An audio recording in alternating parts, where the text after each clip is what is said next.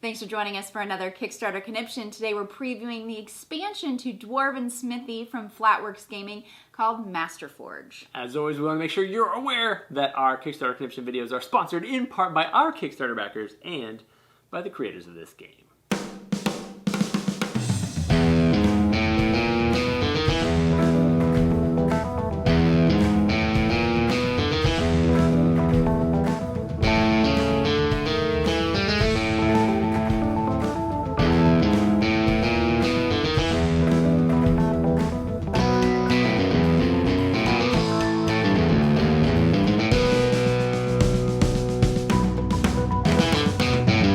Hey gang, and thanks for joining us yet again at Tantrum House Studio 3. I'm Will Meadows. And I'm Sara Meadows, and today we're previewing the expansion to Dwarven Smithy called Masterforge. This is from Flatworks Gaming and is designed by Mike Worth. Dwarven Smithy is a 2 to 4 player hand management game that takes about 60 to 90 minutes to play. We have a preview video of the original game. I think Kevin and Melissa put that together. So if you want to check out how to play all of the game, check out that one. But they were kind enough to send us the expansion to check out, so let's take a look at how that's played. After setting up the base game for Dwarven Smithy, shuffle the new equipment, contract, and prospector cards to form the Masterforge deck and reveal 4 cards in the marketplace. Randomly draw one more trait card than the number of players, and starting with the first player, select 1 card. Players will place their trait card in one of their apprentice or tool slots and place the rest of the deck in the marketplace, and then you're ready to begin. On their turn, players will first refine any resources in their workshop and complete any guild cards like normal, but now they may also auction 1 card from their hand. Buyers must have an open slot to take the card and must bid 3 higher than the previous bidder to possibly win the bid. Players take 7 actions on their turn, and new actions include things like buying additional trait cards or flipping a trait card to use the action on the other side. Finally, players may also select a new Masterforge card from the marketplace. They may not exceed their 6-card hand limit, so to gain one of these contracts, the player must check their current hand, 5, and then select a card whose value does not exceed the limit. When the guild or resources deck runs out, or if a player has crafted 4 King's Items cards, the game end is triggered. Points are tallied, and the player with the most points wins. Dwarven Smithy is kind of a hybrid between like a tableau builder and a hand management game. In the game, you'll be collecting specific jewels and resources and things that you'll be using to craft and achieve weapons that will upgrade you throughout the game. A little bit of engine building in there as well. The new expansion offers a whole new set of cards that kind of mixes in and intertwines with all the other things that are going on in the game.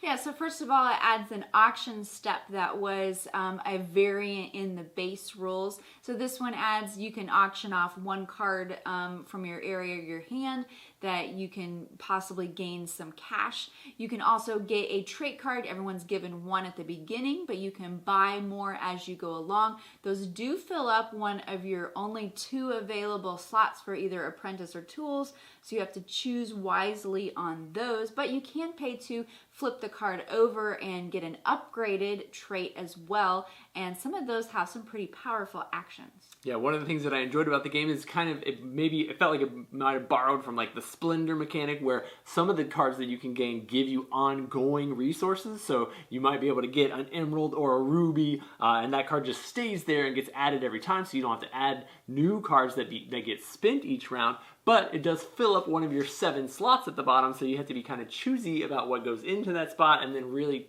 kind of cater your goals to match the cards that you have. Yeah, those prospector cards are very helpful in fulfilling some of those and crafting those items as you go along, as well as some of the King's items.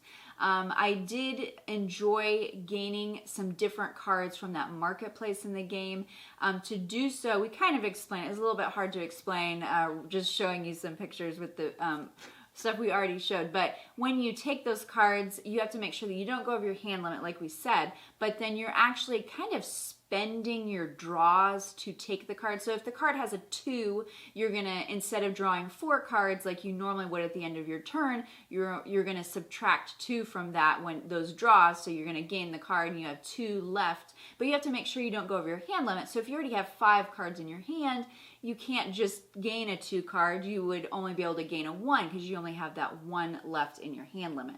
That's explaining that a little bit better. But those cards, there's several different kinds. There's this Prospector that Will already talked about. There are the contracts, which is straight up give you cash for completing certain things. And then there are other items that you can craft that are a little bit more, those equipment cards that are a little bit more powerful and give you a little bit more money. One of the things that I liked about that portion of the game is that I felt like before when you played the game, pretty much whoever managed to get that 4th King's item with the 80 point or 70 point value, usually that was going to give you the victory. One of the nice things about this is that some of those contracts give you 30, 40 or something like that coins, and so maybe you don't quite get all the King's items done, but you did kind of go off and accomplish some of those side things, and it really kind of makes it more like anybody's game. You are going to get obviously a little bit of a different experience with your player count too. Auctioning between 2 people, not as exciting. Once you get up to 3 and 4, it kind of varies the amount of money that you've got to work with for your turn and gives you some additional things to do. Yeah, and those auctions are optional, so if you like what you've got in your hand, you're not required to auction off anything. So it's one variant that you can add in that people have enjoyed with the base game, and now it's something that's available all the time. I felt like the artwork really matched the original stuff really well, so it kind of fits in very seamlessly. I even appreciated the fact that it all kind of still fit on the board. You've got that layout that shows you where all your market stuff goes at, and even though they didn't have spaces for it, the board was big enough that all the cards still fit on it, and it all felt like a very cohesive experience. Yeah, if this sounds like something you're interested in, you can check out the Dwarven Smithy expansion called Masterforge on Kickstarter. And then be sure to check out our other videos. And thank you for checking us here at Tantrum House.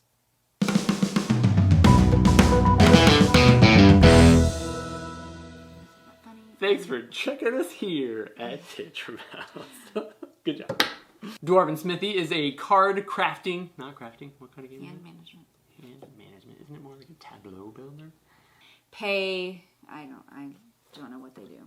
I realized after I started down that path it was not going to end well. Flatworks games called Masterforge. Masterforge!